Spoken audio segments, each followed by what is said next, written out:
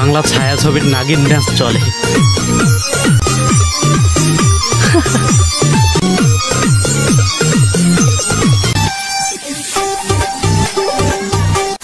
Hello guys, welcome my funny moment video channel. আজকের ভিডিওতে review করব বাংলাদেশে ঘটে যাওয়া মজার কিছু মিমস ভিডিও। আর যে ভিডিওগুলো হতে চলেছে কিন্তু দুর্দান্ত মজার। তাহলে চলো কথা না বাড়িয়ে আজকের ভিডিওটি শুরু করা যাক।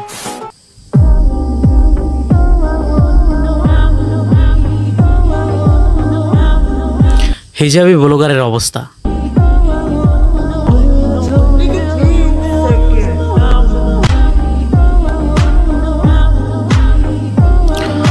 উপরে হিজাবে ঢাকা, নিচ দিয়ে বোরকাতে, তারপরে কি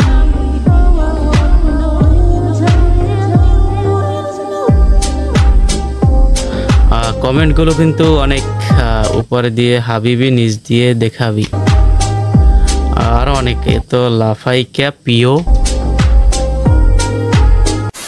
এই ভিডিওটা আবার কেডা বানাইলো ভাই? কি দেখে প্রেম করছেন? তেজের কারণে। আমার ট্যাক্স কি আপনি দেখছেন? না দেখি না, শুনছি। শুই নাই প্রেমে পড়ছেন? শুই নাই প্রেমে পড়ে গেছেন। ও গেলে বউ পাবেন আপনারা। জি বাবা, 10 দিন আপনি গর্ভ ধারণ করলো, তারপর কই পাবেন? রাইট বলেছেন আলম ভাই।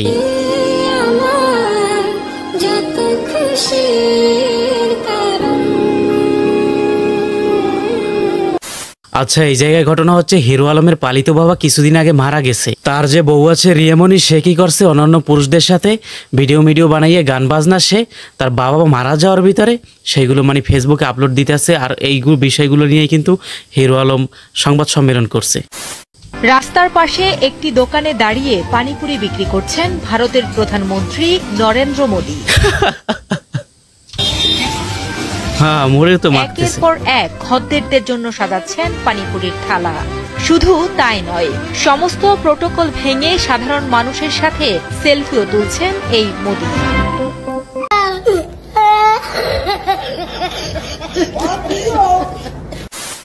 আমার ভাই দেখলাম খুবই চমৎকার ভাবে সরকারকে ডিফেন্ড করছে। দেখুন, ইউনূস সরকার বোধহয় একমাত্র সরকার বাংলাদেশে যে মৌখিকভাবে তার কোনো রাজনৈতিক দল নেই বললেও একটি দল চমৎকার ভাবে তাকে ডিফেন্ড করে। যেমন সেই দলটি যখন ডিফেন্ড করে, কেন জানি আমি শেখ হাসিনার গলা শুনি। আমি কোন দল, এমন কোন দল হতে পারে ভাবলাম যে আমি কেন শেখ হাসিনার গলা শুনছি। তারপর আমি চিন্তা করলাম, শেখ হাসিনার সময় বট বাহিনী ঠিক যেভাবে, ঠিক যেই ভাষায়, ঠিক যেই বিষয়গুলো নিয়ে আমাকে টকশোর পরে কমেন্টে গিয়ে আক্রমণ করতো। আমার বিয়ে করছি না কেন, টিপ লাগাচ্ছি কেন, আমি বাঙালি শাড়ি পরে আছি কেন, মাথায় কাপড় নাই কেন, আওয়ামী লীগের বট বাহিনী ঠিক যেই ভাষায় আক্রমণ করতো।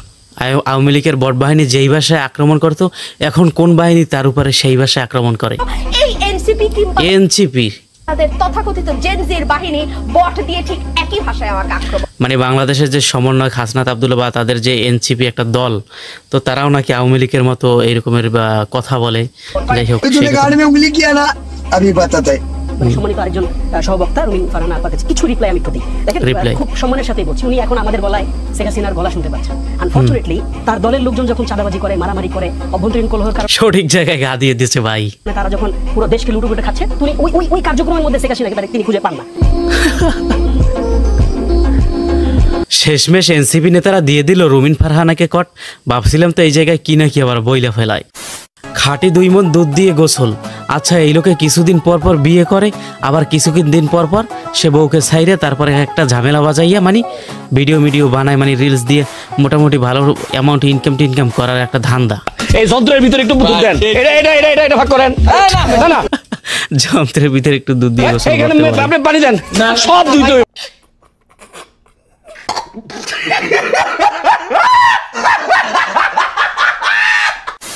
শুধুমাত্র একটু হাসির কারণে এই ছেলেটার আজকে দুনিয়ার মায়া ত্যাগ করতে হলো। ভাই, আমরা এমন একটা দেশে বসবাস করি যেই দেশে আপনি সুন্দরভাবে হাসতেও পারবেন না, সুন্দরভাবে কাঁদতেও পারবেন না।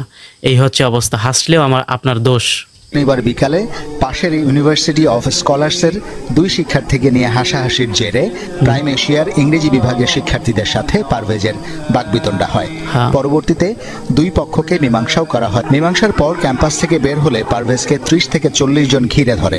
30-40 জন ঘিরে ধরছে। অস্ত্র দিয়ে আঘাত করা হলে গুরুতর আহত অবস্থায় পারভেজকে কুর্মিটোলা জেনারেল হাসপাতালে নিয়ে গেলে চিকিৎসক তাকে মৃত ঘোষণা করেন। ২৪-এর গণঅভ্যুত্থানের সময় পালাবো না করেও ঠিকই পালিয়েছেন ওবায়দুল কাদের। নিজে নিরাপদ আশ্রয় পালিয়ে গেলেও ফ্যাসিস্ট হাসিনার নেতৃত্বাধীন দলের অনেক নেতাকর্মীকে ফেলে গেছেন চরম বিপদের মুখে। অপরদিকে বর্তমানে বেশ আরামায়েশেই দিন কাটাচ্ছেন তিনি। কিন্তু প্রশ্ন হলো, এবার কোথায় পালাবেন ওবায়দুল কাদের? এবার কোথায় পালাবেন? ঘটনা কি আর রহস্য কি? জুলাই গণঅভ্যুত্থানে ক্ষমতাচ্যুত প্রধানমন্ত্রী শেখ হাসিনা সহ 12 জনের বিরুদ্ধে রেড নোটিশ জারির জন্য আন্তর্জাতিক পুলিশ সংস্থা রেড নোটিশ জারি করা হয়েছে আন্তর্জাতিক। সেই তালিকায় আছেন আওয়ামী লীগের সাধারণ সম্পাদক এবং সাবেক সড়ক পরিবহন ও সেতুমন্ত্রী ওবায়দুল কাদেরও। এবার কোথায় পালাবেন? পালাবো না এ কথাটি বলিব না আর, একবার না পালাইতে পারলে চেষ্টা করিব হাজারো শতবার।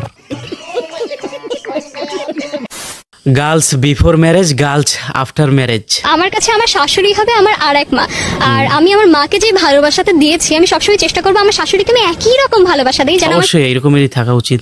শাশুড়ি সবসময় বলে আমি আর নিতে পারছি না, ইনাফ হয়েছে। ফ্যাসিস্টের ছবিটা আমার শাশুড়ির মতো লাগছিল, আর একজনের মানে ফ্যাসিস্টের ছবিতে তার শাশুড়ির মতো লাগতেছে। পুরো চেহারার সাথে আর কি অনেক মিল হয়েছে লাগছিল। আমার শাশুড়ির চেহারার সাথে নাকি মিলে? সবাই তো শাশুড়িকে একটু ভয় পায়, সেই হিসাবে শাশুড়ির মতো লাগছিল। সিঙ্গেল মি আমার বয়সী বিয়ে হওয়া বন্ধুদের সাথে কথা বলছি। তার ডিভোর্স দিয়েছেন, আরেকটা বিয়ে করে হয়েছে? বিয়ে করছি আগেই স্যার। টোটাল কয়টা বিয়ে করছেন এই পর্যন্ত? 4টা। ও মাশাআল্লাহ মাশাআল্লাহ, কাম তো সাইরে ভালাইছে। আমার এক বিয়ে স্যার। আপনার এক বিয়ে? বন্ধু 4টা করছে আর আপনার একটা? গাইস, আজকের ভিডিওটি এখানেই শেষ করলাম। ভিডিওটি কেমন লাগলো অবশ্যই কমেন্ট করে জানাবেন। চ্যানেলে নতুন দর্শক হয়ে থাকলে চ্যানেলটিকে সাবস্ক্রাইব করে আমাদের সাথেই থাকবেন এই ধরনের মজার ভিডিওগুলো পেতে।